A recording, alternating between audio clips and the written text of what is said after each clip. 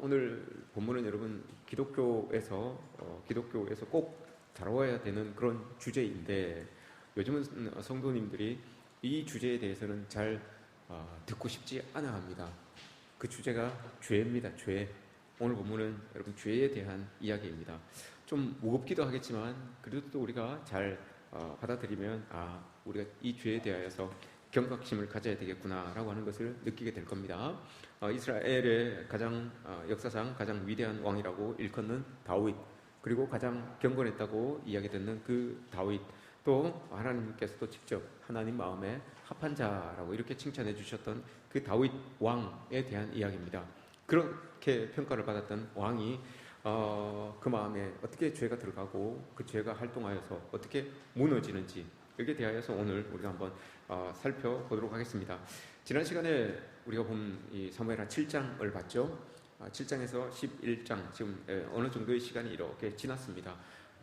7장부터 시작한 그 다윗의 통합왕으로서의 행보, 하나님께서 모든 원수들을 무찔러 주셔서 모든 원수들을 다 무찔러 주시고 그리고 평안을 허락해 주셨습니다. 그래서 평안하게 왕궁에서 지낼 수 있는 그런 은혜 속에 이제 다윗이 지내고 있는 겁니다.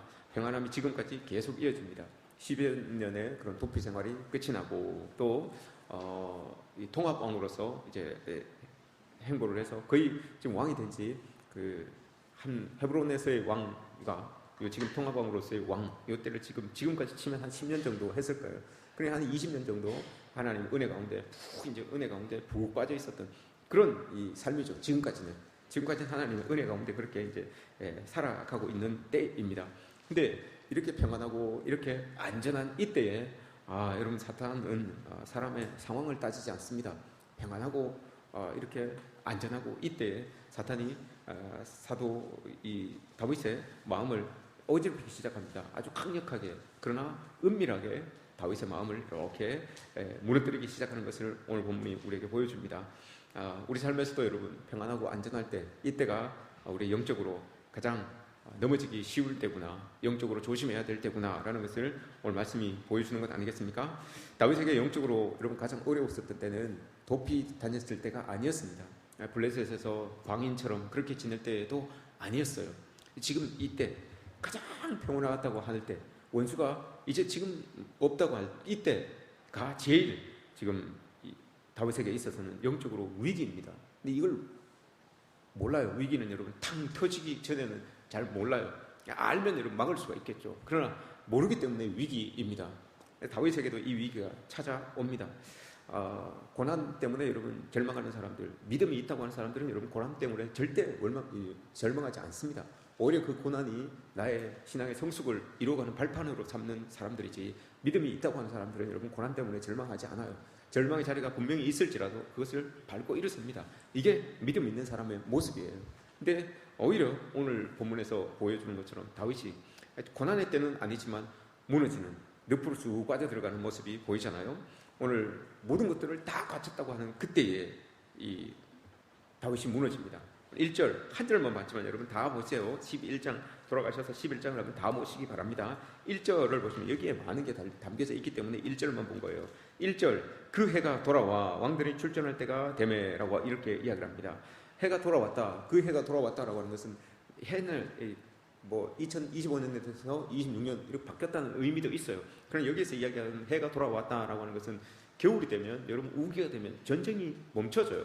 전쟁을 하다가도 겨울이 되거나 우기가 되면 우리 싸우지 맙시다라고 해서 잠깐 휴전이 됩니다. 근데 이 우기가 이제 바뀌어져요. 겨울이 지나고 나면 우기가 그쳐지면 다시 싸워야 될 때예요. 그럼 다윗이 싸워야 될 때가 왔다라는 거예요. 다시 싸워야 될 때가 오면 다윗이 진두지휘를 하러 나가야 되는 겁니다. 전쟁터에 나가서 그 백성들을, 그 전장에 모여있는 군인들을 데려놓고 그들을 향하여서 하나님께 기도를 해줘야 되는 거예요. 이게 왕의 역할이었어요. 가서 진두지휘를 해줘야 되고 먼저 나가기 전에 하나님께 기도를 해드려야 되는, 이게 왕이 해야 될 일이었습니다. 그 일이 지금 이 사람에게 있어져야 되는데 어느 때부터인가 여러분 다윗이 평안해서 그런지 전쟁터에를 나가지 않습니다. 그럼 나가지 않으면 왕으로서 해야 될 일을 안 하는 거잖아요.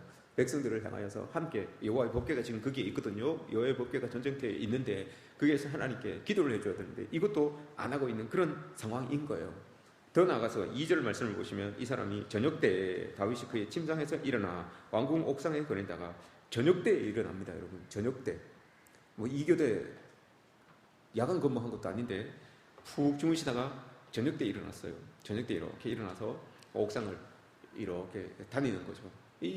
이렇게 지금 다윗이 왕으로서의 역할을 감당하지 못하고 나태함에 지금 빠져있는, 게으름에 빠져있는 그 모습이 지금 오늘 본문에서 보여집니다. 그때 이렇게 여러분 나태하니까, 이렇게 게을름을 가지고 있으니까 이때 여러분 사탄이 아주 정확하게 포인트를 알아요. 이때다 싶어서 탁 다윗을 낚아채잖아요. 이 다윗이 옥상에서 쭉 돌아보는데 저 멀리에서 성 건너에서 한 여인이 나신으로 목욕을 하고 있는 거예요. 그게 눈에 툭 들어온 거예요. 이게 눈에 또 보인 거예요. 여기서 보다라고 하는 말, 오늘 2절에서 거닐다가 옥상을 거닐다, 그곳에서 보니라고 이렇게 이야기를 합니다. 이건 여러분 오늘날로 이야기하면 보다라고 하는 이걸 라하라고 하는 이 말인데, 오늘날로 이야기하면 망원경을 가지고 이렇게 줌을 쫙 당겨갖고 이렇게 보는 것처럼 이게 라하라는 말이에요.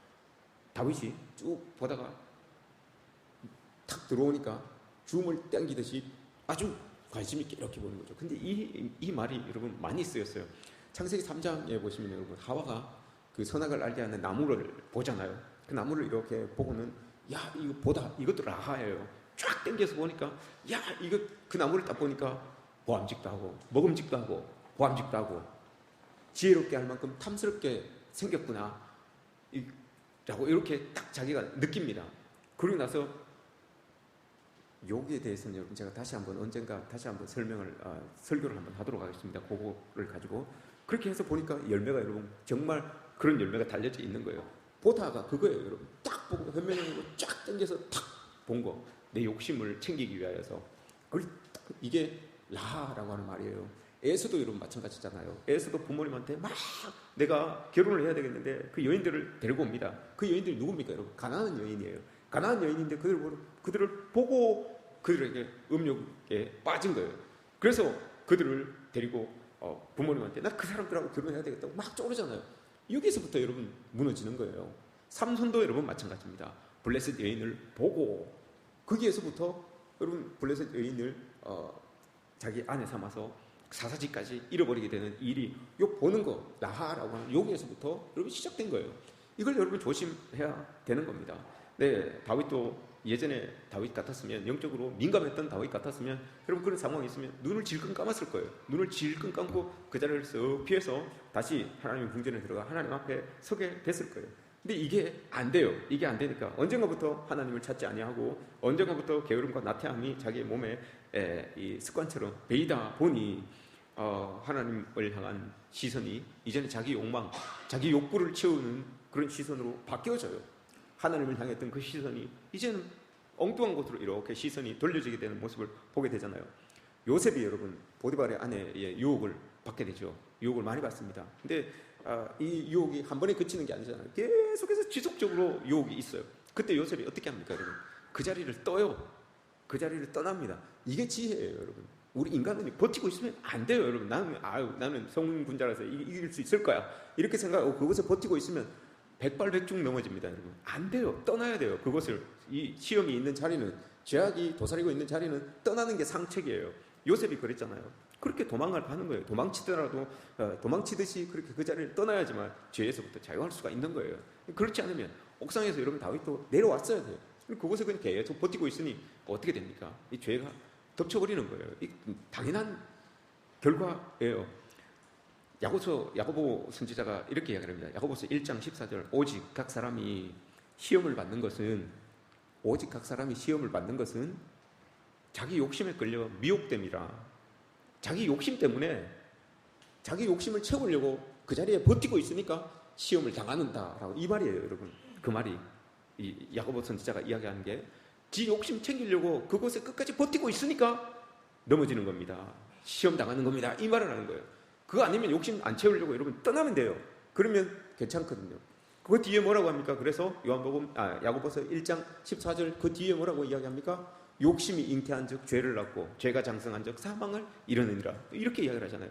욕심이 결국은 사망에 빠지게 되는, 우리를 다 무너뜨리게 되는 일들이 일어날 수 있다는 것을 말하는 거죠. 다윗과 밧세바 사건으로 여러분 아이가 한 아이가 태어납니다. 그 사이에서. 근데 아파요. 일주일 동안 시름시름 앓다가 다윗이 막 기도를 했는데도 불구하고 안 돼요. 일주일 동안 앓다가 죽어요. 여러분 이게 뭘 이야기하는 겁니까? 뭘 보여주고 싶은 겁니까? 죄의 결과물이 사망이라는 걸 보여주는 거예요. 죄의 결과물이 사망이라는 거. 야고보 선지자가 이야기했던 것, 욕심이 잉태한 즉 죄를 낳고 죄가 장성한 즉 사망에 이르느니라, 이걸 보여주는 거예요. 그 두 사이에서 태어난 그 아들을 죽이심으로 말미암아 죄의 결과가 이렇게 혹독하다라는 거, 이걸 보여주시려고 그 아이가 죽게 만드시는 거예요. 타락한 인간에게 우리가 가장 많이 영향을 받는 게 보는 것과 듣는 거예요. 보는 것과 듣는 거, 이거 정말 조심해야 돼요, 여러분. 보는 거, 여러분 이 보는 거에 우리가 보는 거에 관심하게 되는 것이고 관심을 가지게 되는 것이고 집중하게 되는 겁니다. 그럼 이게 우리의 마음속으로, 우리의 뇌리 속에 이렇게 자리하게 된다는 거, 이거 무시하시면 안 됩니다, 여러분. 그래서 여러분 대중매체도 골라서 여러분들 조금 이렇게 걸러서 봐야 됩니다. 요즘 대중매체들이 우리의 삶의 자리에 끼치는 영향이 여러분 얼마나 큽니까? 프로그램들을 이렇게 쭉 보세요, 여러분. 그 프로그램을 보시면 시대를 알 수 있어요. 시대. 지금 우리 시대에 어떤 프로그램들이, 그 TV 프로그램이 있잖아요. 그 TV 프로그램만 여러분 일주일치 딱 이렇게 보시면 이 시대가 어떻구나라는 것을 여러분 알 수 있어요. 요즘 프로그램 중에 여러분 제일 많은 프로그램이 뭐라고 생각하십니까? 제일 많이 방영되는 프로그램, 제일 시청률이 높은 프로그램이 뭐예요, 여러분? 이런 프로그램들이 많습니다. 여러분 한번 들어보세요. 이게 무엇과 관련이 되어 있는지 한번 들어보십시오. 나 혼자 산다, 이혼 숙녀 캠프, 우리 이혼했어요, 결혼 지옥, 당신의 결혼은 안녕하십니까, 돌싱 포맨, 그리고 아침에 나오는 막장 드라마.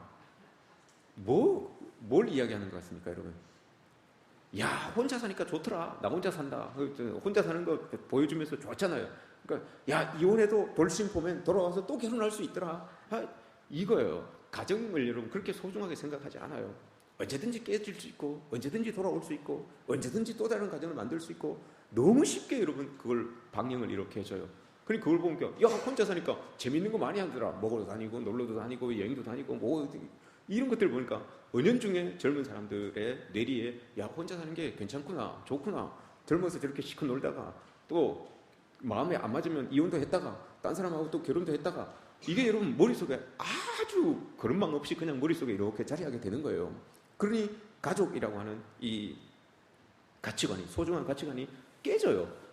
그래서 그게 별로 소중하게 생각하지 않아요. 그것을 생각하지 않아요. 만나고 헤어지고 가정을 이루고 이런 게 너무 소중한 건데 이걸 소중하게 생각하지 않아요. 이게 여러분 오늘날 젊은 사람들의 가치관으로 자꾸 이게 자리하게 된다는 거, 이런 게 여러분 무서운 거예요. 이런 것들을 통하여서. 그리고 또 하나 여러분 많이 나오는 프로그램이 뭔지 아세요, 여러분? 점 치는 거, 점 보는 거, 무슨 물어보살 뭐 이런 거 있죠. 점 치는 거, 또 타로 가지고 이렇게 점 치는 거, 이런 것들, 뭐 신빨 인생 뭐 이런 거, 이런 거예요, 여러분. 이게 오늘날 이 시대를 반영하고 있는 모습이에요.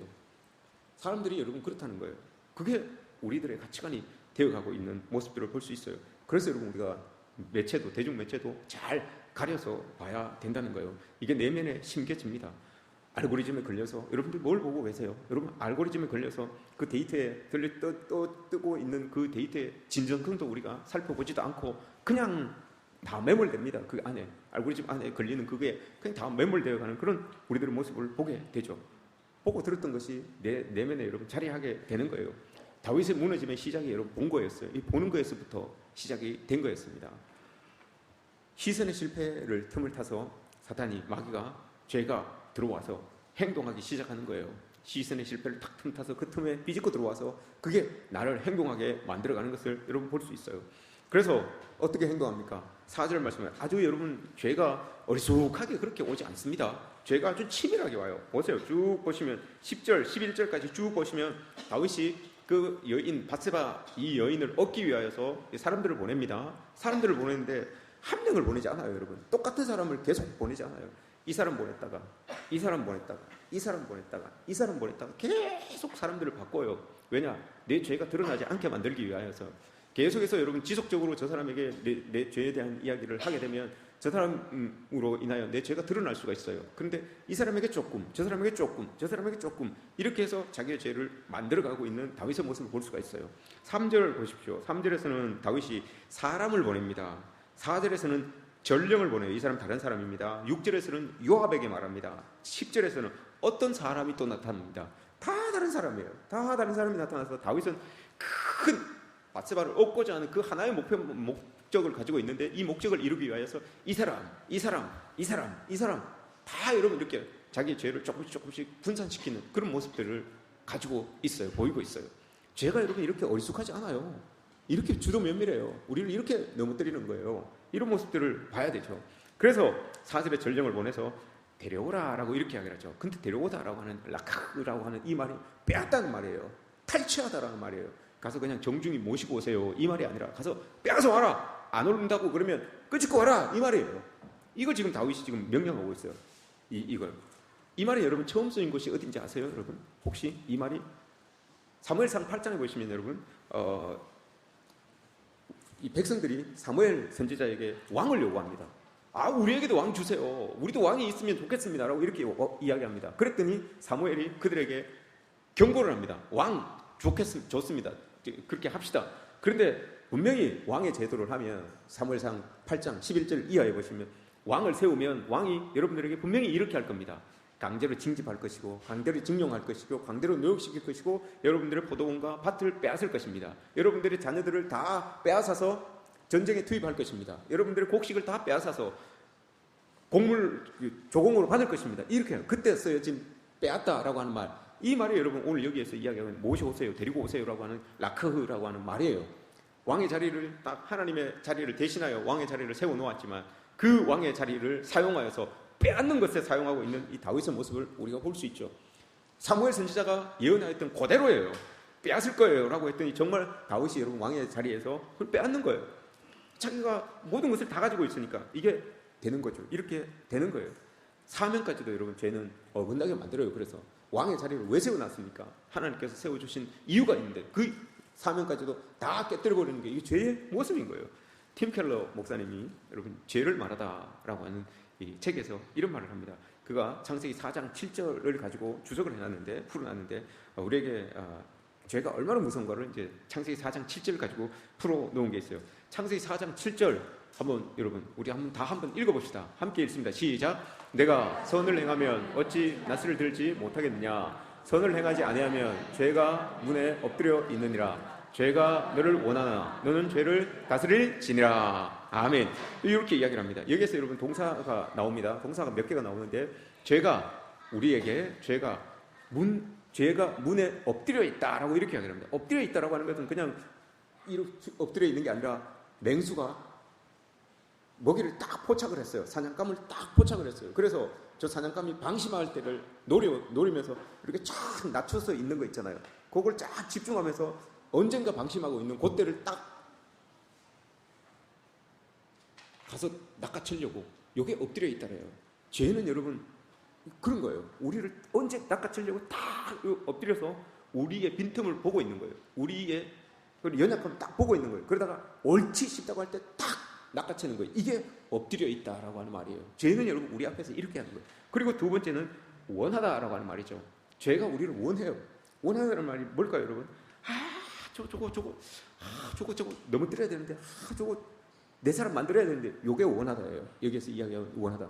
죄는 여러분 늘 자기의 사이즈를 키우려고 해요. 저 사람이 내 곁에 붙으면 사이즈가 좀 커질 텐데 이게 원하다예요. 자기를 자꾸 키워가려고 하는 이 원하다라고 하는 이런 모습들이 있어요. 저 본문을 가지고 죄의 속성 3가지를 이야기합니다. 죄가 무서운 속성 3가지를 가지고 있는데 첫 번째는 죄가 살아있습니다 라고 이렇게 이야기를 합니다. 죄가 인격성을 가지고 있다라고 하는 말은 살아있다라고 하는 말이거든요. 살아있다라고 하는 말이에요. 세력이에요. 죄는 자꾸 불려가요. 죄를 자꾸 불려가요. 나에게서 끝내는 것이 아니라 나에게서 끝내는 것이 아니라 자꾸 이렇게 불려가요. 그러다 보니까 두 번째 이야기는 확장성이 생겨나게 되는 거예요. 자꾸 오늘 다윗도 보세요, 여러분. 자꾸 확장하잖아요. 나에게서 끝나는 게 아니라 자꾸 확장해 나아가요. 그걸 이 사람 썼다가 저 사람 썼다가 이 사람 자꾸 이걸 죄를 이렇게 불려나가는, 키워나가는, 눈덩이 굴리듯이 키워나가는 이 모습이 보여지는 거예요. 내 영혼이 온팡 죄에 잡혀지길 때까지 계속해서 이렇게 나를 못 살게 구는, 나를 잡아먹고 있는 그런 모습들이 죄의 확장성이에요. 이런 모습들이 있는 거죠. 그리고 죄가 확장성이 있다는 것은 여러분 내 죄를 덮기 위해서 오늘 이 다윗이 하는 걸 보세요. 자기가 바세바를 취하고 나서 임신했다는 사실을 딱 알고 난 다음에 뭘 합니까, 여러분? 죄가 이렇게 퍼져나가잖아요. 저기 전쟁터에서 지금 싸우고 있는 이 바세바의 남편 우리아를 불러드립니다. 특별 휴가를 주는 거죠. 그러니까 특별 휴가를 줘서 불러들여서 아내와 즐거운 시간을 보내게 합니다. 그리고 왕의 음식까지 그에게 보내줘요. 그런데 참 우리아라고 하는 이 사람이 참 충신이었어요. 그럼 그가 이야기하잖아요. 아니 우리 동료들은 지금 저 전장에서 밖에서 자고 있는데 하나님의 궤도 그곳에 있는데 내가 어찌 지금 쉬어서 아내와 즐거운 시간을 가질 수 있겠습니까? 그렇게 이야기를 해요. 그러면서 어떻게 합니까? 자기 집도 버젓이 있는데 자기 집 밖에서 자요. 자기 집 밖에서. 그 다윗이 봤을 때 여러분 어떻겠습니까? 저거 왜 내가 지금 계획하고 있는 대로 안 들어오는 거야? 이 마음이 있잖아요. 그러다 보니 어떻게 합니까? 또 죄가 커져 가요. 다윗이 결국은 이 군대 장관, 총사령관, 요압이라고 하는 총사령관이 있어요. 이 총사령관에게 명합니다. 야, 우리가 지금 편지 하나 들고 들어갈 텐데 이 편지에 뭐라고 쓰는가 하면 이 사람 제일 치열한 전쟁터에 집어넣어라. 제일 치열한 전쟁터에 집어넣어서 이거 목숨이 다하게 해라. 이 편지를 요압 장군에게 자기가 들고 들어가는 거예요. 우리아라고 하는 이 사람이 자기가 그 편지를 들고 자기는 죽을 줄도 모르고 가다가 그걸 열어봤으면 큰일 났겠죠. 들고 거기 가서 요압 장군에게 준 거예요. 그 요압 장군이 뭐라고 합니까? 이거 받고는 보내요. 그래서 결국은 우리아가 죽습니다. 그렇게 해서 죽게 되는 거예요. 죄가 여러분 이렇게 확장되어 가요. 계속 멈추지 않아요. 끝날 때까지, 한 영혼이 넘어질 때까지, 한 영혼이 그 목적을 이룰 때까지, 죄의 목적을 이룰 때까지 여러분 죄는 저렇게 계속해서 나아가요. 이런 모습들이 있습니다.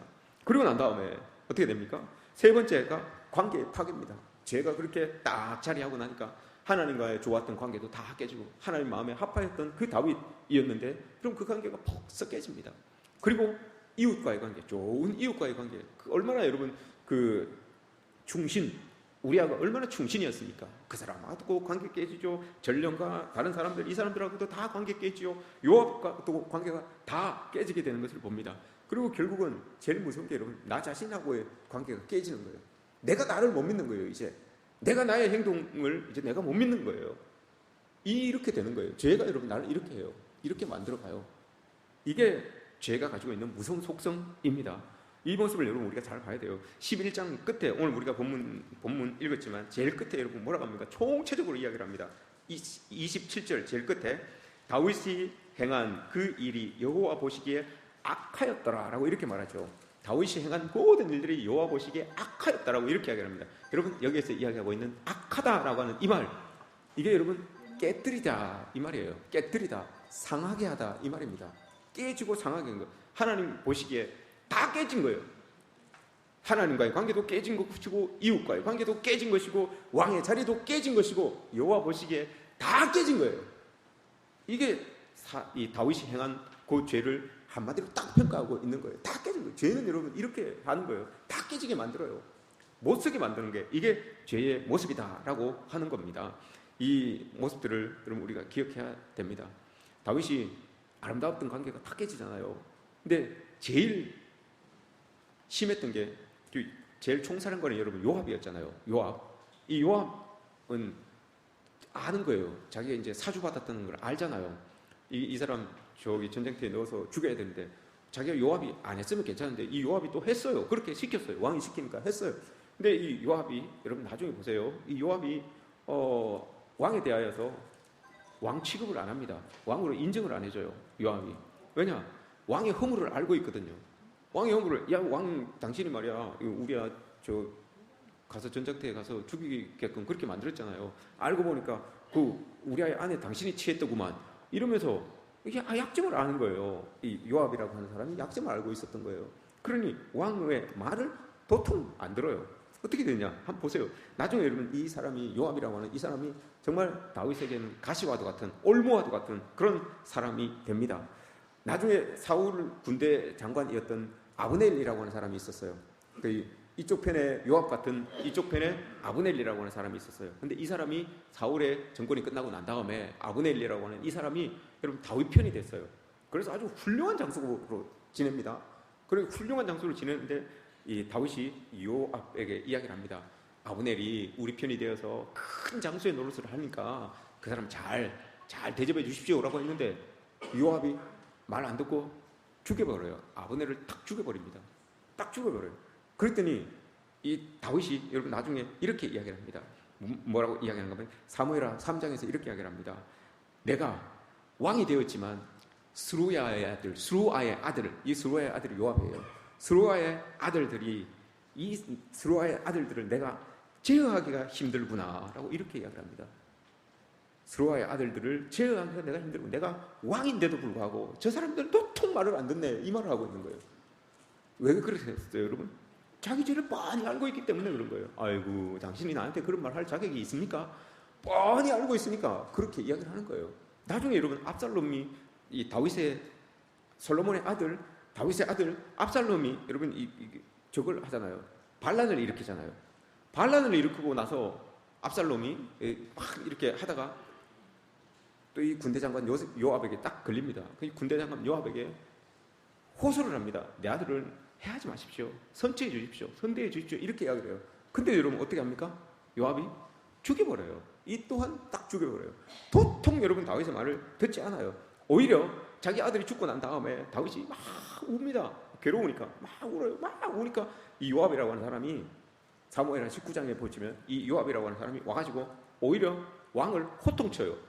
아니 당신 말이야 적군이 죽어가지고 저 병사들이 지금 즐거워하고 있는데 당신 울어가지고 저 우리 병사들 기죽일 일이 있습니까? 왜 울고 그럽니까? 오히려 자기가 다윗에게 호통을 치고 있어요. 이게 지금 말이 됩니까, 여러분? 근데 다윗이 여러분 꼼짝을 하지 못해요. 왜?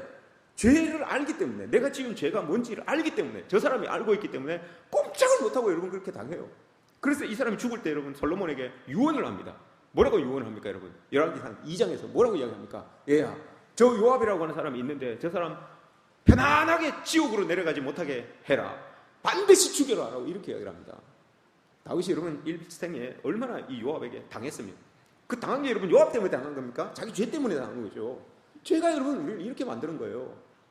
뭘 하지 못하게 만들어요. 죄가 뭘 하려고 그러면 저 사람이 나의 죄를 아는 것 같고 저 사람이 내 죄를 아는 것 같고 이런 거예요. 그래서 뭘 못하게 만들어요. 이게 죄예요.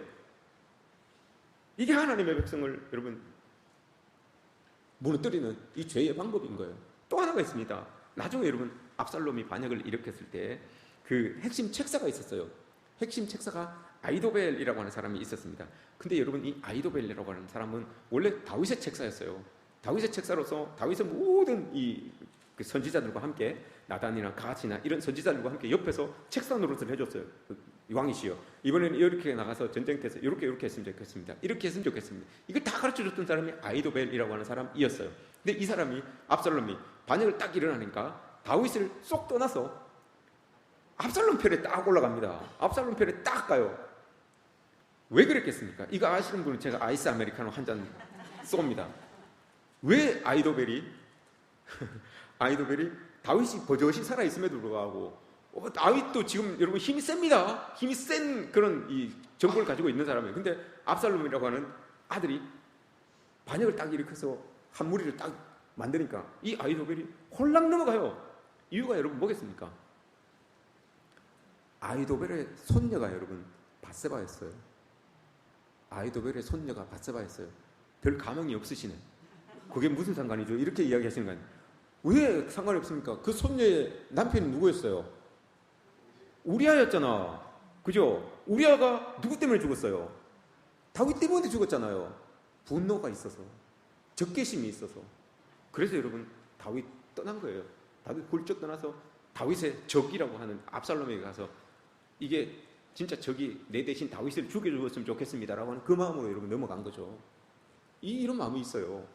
오늘 본문에서도 오늘 이야기하잖아요. 4절에서 뭐라고 이야기합니까? 전령을 보내서 알아보라, 사람을 보내서 알아보라 했더니 그럼 뭐라고 이야기합니까? 그는 엘리암의 딸이요라고 이렇게 이야기하잖아요. 엘리암, 이 사람이 엘리암이 누구예요, 여러분? 뒤에 보시면 우리아의 아버지예요. 엘리암이 우리아의 아버지예요. 이런 거예요. 그 자기 손녀딸을 취하였고 자기 손자를 여러분 저 전쟁터에 나가서 죽이게 한 사람이 다윗이었어요. 그런데 그 다윗이 승리할 수 있도록 옆에서 여러분 책사 노릇을 할 수 있겠습니까? 안 되는 거예요, 여러분. 그래서 여러분 넘어가는 거예요. 죄가 여러분 이런 거라니까요. 죄는 우리의 관계를 이렇게 끊어요. 아우, 저 사람이 어떻게 될 수가 있어? 여러분 이렇게 이야기를 하죠. 죄가 덮치면 그렇게 할 수 있다니까요. 하나님의 마음에 합하였던 다윗도 여러분 이렇게 돼요. 근데 우리도 여러분 다윗 못지않은 사람들이잖아요. 이렇게 될 수밖에 없다는 것을 우리는 기억해야 됩니다. 다 깨뜨려요.